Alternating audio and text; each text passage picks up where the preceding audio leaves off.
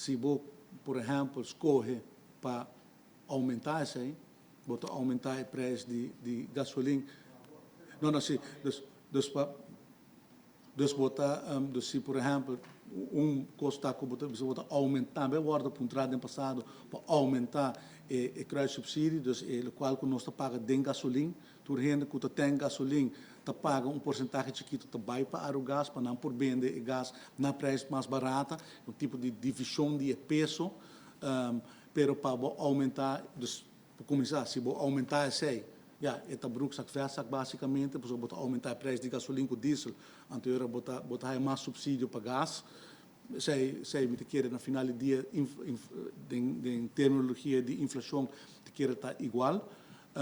e agora segundo me pergunta estava se vou pôr aqui conosco correr para coger parte de ações e subsidiar agora a empresa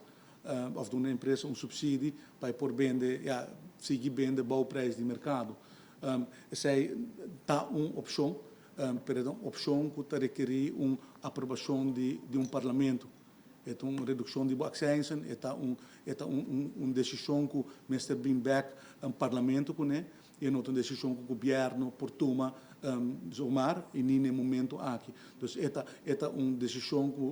que me quer com informação aqui e mirando também, mais importante também, mirando o desenvolvimento do mercado internacional e a projeção que a empresa faz para nós,